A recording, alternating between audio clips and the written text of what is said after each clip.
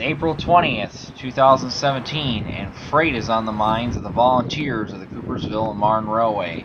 Today we will watch them operate their vintage Grand Trunk Western SW7 from downtown Coopersville on the former Grand Trunk main line to pick up and set out empty center beams from Standard Lumber to the Interchange in Grand Rapids. Here we see CMPY number 7014, the primary power of the railroad, running light across East Street in downtown Coopersville, Michigan.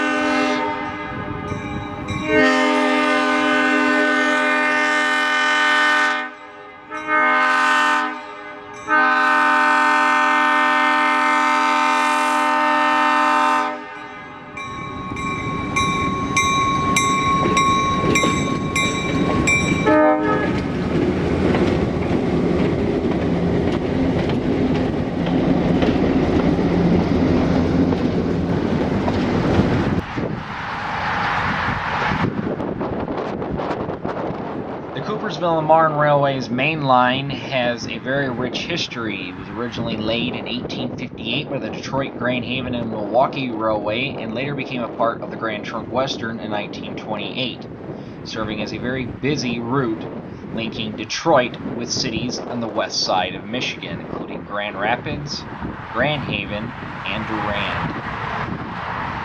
Later, the line went through a steady period of decline before becoming a part of Coopersville and Marne with its purchase between Coopersville and Marne in 1989.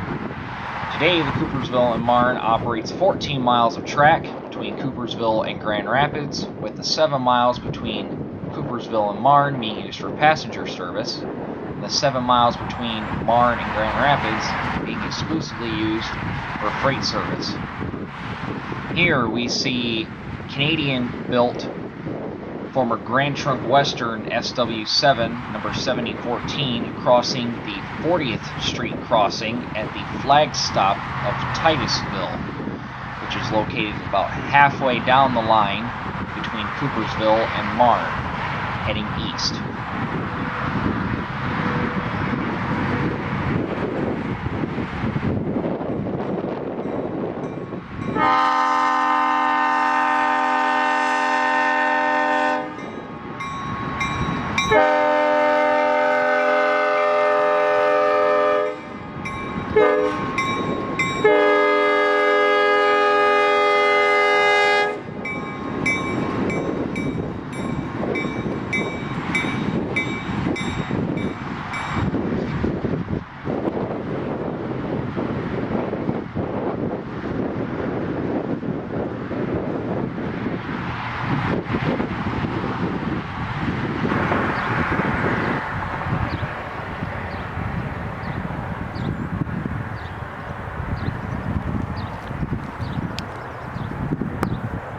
The 7014 was built in 1952 by EMD for the Grand Trunk Western Railway. It develops 1,200 horsepower and is the primary motive power of the Coopersville and Marne Railway. The other of which is a General Electric 50-tonner used as backup power or for switching in the yard in Coopersville.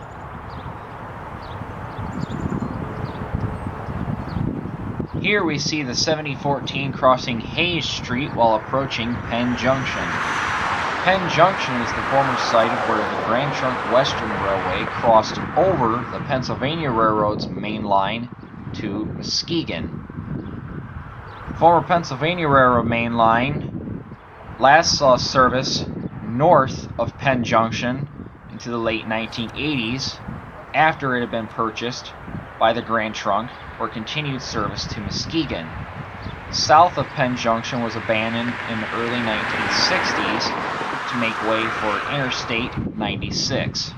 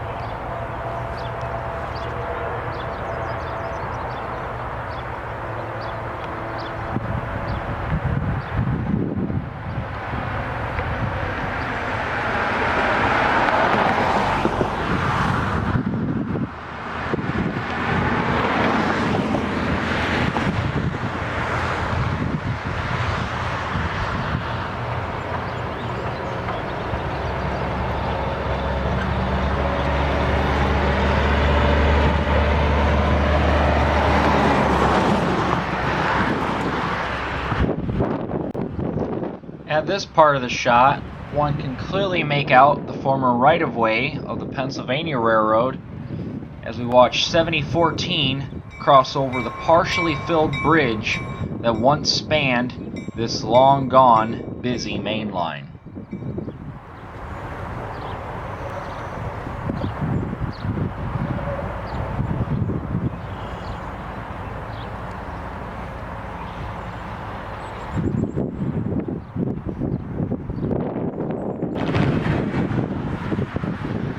Today's freight run has 2 empties going from the Coopersville and Marne's only customer, located on Fruit Ridge Avenue in Walker, Michigan, be delivered to the Interchange with the Grand Rapids Eastern Railway in Grand Rapids, Michigan. From here, the Coopersville and Marne will shove the cars 6 miles to the Interchange as there is nowhere to run the engine around the cars. Here, 2 center beams and the 7014 cross the only signalized crossing on the entire Coopersville and Marne main line.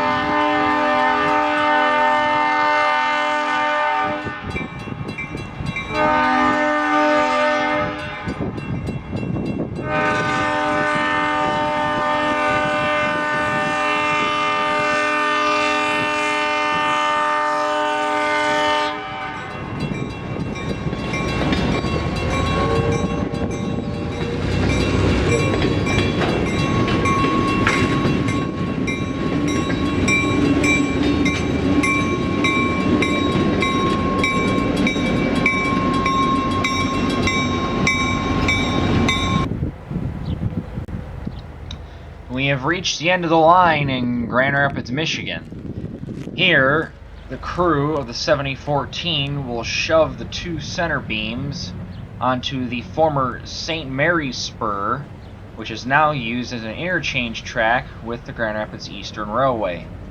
After they drop the cars off and set the handbrakes, the crew will do a brake test and then return home back to Coopersville empty-handed, as there are no loaded center beams to deliver to Standard Lumber at this time.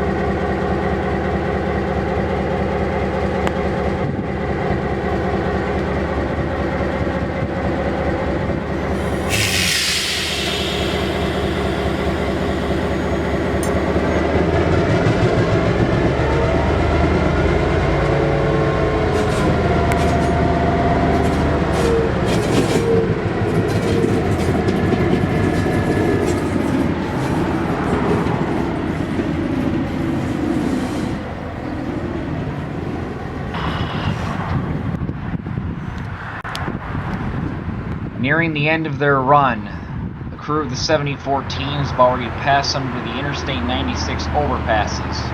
They head west on their line towards Marne and eventually Coopersville.